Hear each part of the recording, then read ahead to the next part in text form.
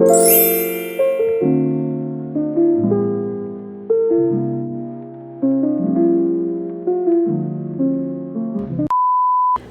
Queen, and welcome to week 4 of the Wifed Me Up series. We made it to a full freaking month. Can you believe that? Oh my god, I'm not gonna freaking cry. We made it to a full month in our Wifed Me Up series, so thank you so much for being here. If you are new, welcome. Go ahead and hit like and subscribe so you can officially become a part of this series. And if you are returning, welcome back. This week we are going to be diving deep into how discipline is self-respect. Now I know what you're thinking. Discipline? Ew, yuck. You don't like that word. Life is already hard enough. Why would you add discipline on top of it? Well, actually, discipline is there to make things smooth sailing, especially on the bad days. I used to think that discipline was all about being super harsh and rigid in your routines, but really it's about self-respect. When it comes to doing your everyday Monday tasks like chores around the house or, cleaning up your space and making your bed, those small, simplest things make a difference in how you see yourself. So you can apply that same perspective when it comes to reaching your goals, showing up at the gym, whether it's as far as stretching goes or just doing a small 10-minute walk. Because movement is your way of honoring your body and saying, hey, thank you, I love and appreciate and respect my body, so I'm gonna go ahead and show up for it. Even if my mood is telling me I just want to sleep. But yes, rest is also a part of that respect. It's a part of the discipline, going to sleep on time, waking up on time, showing up for yourself and showing up for that person on time. And to add to that, I would say exercising actually increases my self-confidence. So on top of showing up for yourself, to respect yourself on a day where you really didn't feel like it, you're increasing your confidence because that comes from keeping your word to yourself, keeping the promises that you've made to yourself. That is my secret to confidence, is exercising, showing up on the hard days, showing up on the good days, showing up, moving, walking my talk, working that work, especially on the day where I'm feeling a little bit weak and I'm not feeling totally confident, or I'm on my period and I'm feeling insecure and I'm beating myself up. I'm talking about showing up on the days where you know you're supposed to show up and go to the gym and you're still allowing yourself to be like, no, screw this, I'm just not going to. It's in those moments where it's super duper important. It's like, okay, you wrote this down on your calendar, stick to the plan. Forget your mood, stick to the plan. Show up. Even if that means going on level 5 on the Stairmaster or just doing some stretches, at least you showed up. Placing yourself in those environments. Again, that was back in episode 1. How are you raising the quality of your life? We're focused on the feeling here, not on how it looks like. But how it looks like is just a cherry on top because you're doing the things. You're romanticizing your life. You're cleaning up your space. You're choosing yourself the way that you'd like for your husband to choose you. Choosing yourself as if you're already in that relationship. You know how sometimes we go into a relationship and we automatically start acting differently. We start waking up earlier, learning the ingredients, start making those meals and start cooking for our partner, start doing all these extra things just to spoil our partner and treat them. That's how we're gonna be showing up here right now for ourselves, living right now, romanticizing our life right now, making ourselves feel chosen in every single way possible right now. So how does choosing yourself look like on the good days and the bad days, on the slow days, on the up days? How does it look like? Asking yourself, what do you need? Checking in with yourself. What do you need? Okay, you're not in the mood for this. How can we make yourself in the mood? Do you need to go on a walk? Do you need to listen to some music? Do you need to listen to a podcast? Shout out to Sarah Jakes Roberts because, girl, she keeps my faith up. But what do you need to do? Asking yourself, learning about yourself, writing things down. The more you write, the more you do learn about yourself. Pausing, breathing, taking a moment. Taking a moment.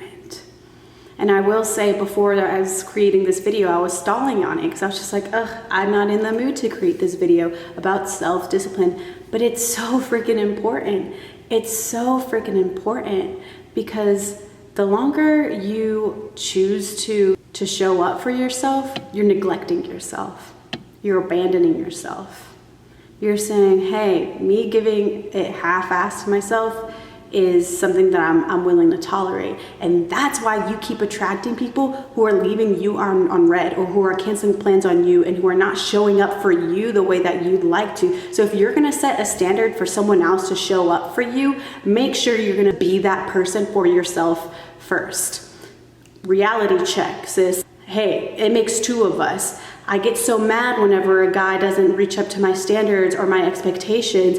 And I'm like, wait, hold on. How am I even showing up on my bad days?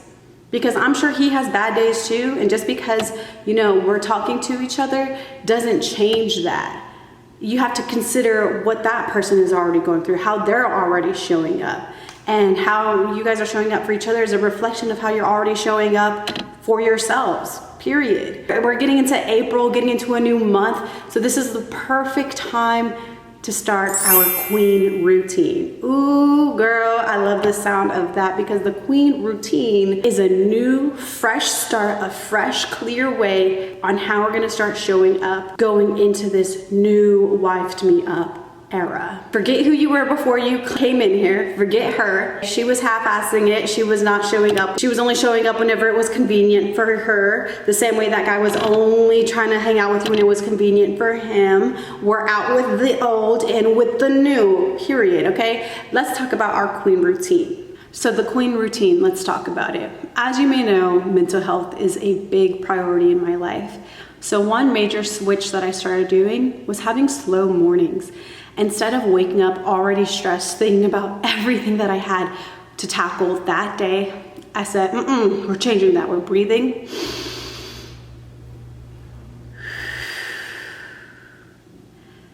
Three slow breaths, if I really need to that morning, 3 slow breaths. Or just taking a moment of gratitude and appreciating God. I found that waking up and just having gratitude, thank you for this new day, thank you for my toes, thank you, thank you, thank you, thank you, thank you. Thank you for this new day. Thank you for the roof that's over my head. Just starting it with that mentality and practice has helped a ton. And instead of just waking up and being like, oh my God, this is everything that I have to do today.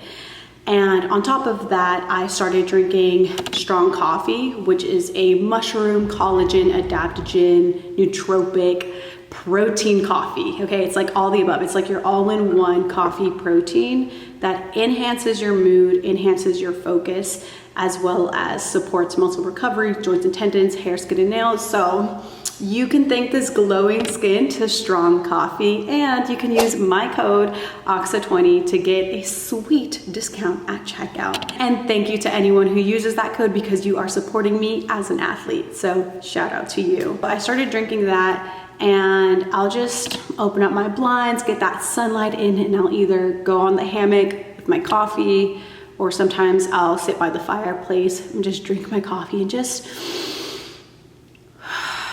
breathe again. Just welcome in the new day, one breath at a time. I'll sometimes even just take a short walk, or I will read the Bible. I'll start so I have this, I'll show you. Look, it's already open, and it's open to kings. Don't be surprised if you start attracting kings during our Wifed Me Up series, just FYI. I have this mini Bible. I've started getting into the practice of just reading one sentence. Just reading one sentence when I first wake up. I'm just gonna read one right now. It says, "Do not be afraid, for those who are with us are more than those who are with them." Ooh. And that just really speaks to me right now, because I know there's a lot going on in the world right now, and I can feel the heaviness of it. I think maybe you can too. It's just this really heavy feeling, and I couldn't help but to feel that this past weekend especially. I just needed to sleep in and stay in, even though it was a Friday, Saturday night. I had friends hitting me up. I just felt so freaking overwhelmed. I was like, hey, what do I need right now? Okay, protect our peace. Let's just take our time to slow down. I'm a big believer that how you start your day really determines how your day goes. That's not to say that you can have a bad day and then change it during the middle of the day. You absolutely can. I feel like that's where our friends come in, because energy does rub off. So who you're surrounding yourself with, that's actually our next category that we're going to focus on when it comes to the queen routine, is your environment. Where are you placing yourself?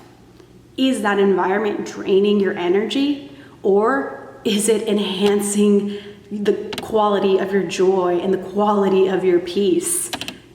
Be honest. The same way you're in a relationship where it's not benefiting you at all. Maybe at one point it was, and maybe at one point it was very sweet and good to you, and it doesn't have to end on bad terms, but it's just like, is this serving you? Because that's what a relationship is. It's a win-win scenario. Think about your environments like that. Is it a win-win? Is it serving you? Or do you have to make that hard choice of walking away? And again, that is what making yourself feel chosen comes down to. That is what choosing yourself comes down to. It's those moments where walking away and choosing yourself feels like the hardest thing ever, because you think there's a loss, but there is no loss. That's the illusion. When you let go and you choose yourself, you strengthen your self-worth. You strengthen this identity, and I know who I am, I know what I'm worth, I know what I deserve, and this isn't it. Bye.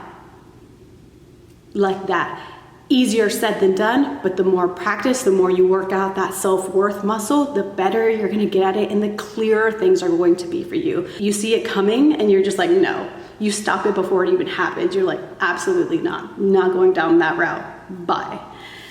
Next would be movement. Movement is freaking key. Like I said in episode 1, we're prioritizing that daily movement here. So think stretching. Something as little as a 5-minute stretch, something as little as a 5 to 10 minute walk. I highly recommend walking outside. There's just something about being outside that supports your mental health. And I am going into this routine keeping my mental health in mind first and foremost. So just asking yourself what you need that day. If it's just a light stretch, if it's a walk, or if you're feeling like, oh my God, I can go kill it, like let's go really hard on this leg day today. You know, just checking in with yourself and meeting yourself where you are, but never ever allowing yourself to sleep on you. Don't allow yourself to sleep on yourself. Show up for yourself, honor yourself, move. Kids, keep that motion. Megan Thee Stallion said it best. Last but not least, we have nourishment. What are you putting inside of your body? And girl, don't worry, I'm not talking about perfection here, okay? If we're going to be raising the quality of the foods that we're gonna be eating, what does that look like? Does it look like meal prepping? So that way you can't cheat yourself even if you wanted to? Does it look like maybe learning some new ingredients? You know, switching up what you're used to eating and spicing it up a little bit. I used to be freakishly obsessed with eating healthy foods and the right foods, to the point where it got very toxic, and I had this toxic relationship with food that at one point my mom had come home with a big box of granola bars, and it was huge. It was from that one store. Comment below if you know what the store is, but it's like where they sell everything in bulks. It's like big items, okay? It's not like a regular grocery store. Anyway, she comes home with that, and I'm over here like doing my family a favor and protecting them from eating the nuts because they're bad for you and you can die. And so I throw it away and I run upstairs, and then next thing you know, I hear, Aksa, do you know where the granola bars are? And I'm like, fuck. I said, no. She goes, Aksa, come down here right now. And she basically was just like, this has gotten out of hand. This is not okay, blah, blah, blah. And I was like, oh my God, like I thought I was protecting y'all. And I remember going into school the next day and I was asking my coach, I was like, Coach, like, what do I do? Everything is bad for you. He goes, Aksa, do you know how many people get into car crashes every day? I said, a lot. And he said, do you know how many people still drive every day? And I said, a lot. And he goes, exactly. You're not gonna die from eating something bad. You're gonna die of stress. And I said, okay, I got up and I went to get Nutella and bread and ate it for lunch that day, guilt-free. And that was my breakthrough with having a toxic relationship with food. So that all goes to say, when it comes to nourishment, girl, forget all that fake perfection BS. Make sure you are putting the healthy foods in your body still, because they do make a difference. They do make a difference on how you feel. They definitely make a difference on how you look as well, okay? Like, don't be complaining that you ain't got your bikini bottom body. All you've been eating is Chipotle, baby, and drinking every Saturday night. Like, girl, I don't want to hang around you and have you be like, oh my God, yeah, I've gained weight. Because no offense, I'm not that friend that's gonna tell you, no girl, you look good. I'm gonna not say anything. Because yes, bitch, you have gained weight. Like, what are you gonna do about it? On some real ass shit. I am not the one. Show up for yourself better. If it's something that you actually care about, make changes, make a difference. And I understand change isn't always hard. So how can you yield it to where it's making it easier for you to keep that change? Is that having a coach? Is that buying from meal prep companies? Is that talking to your partner if you are in a relationship about having health goals? Is that having a workout buddy?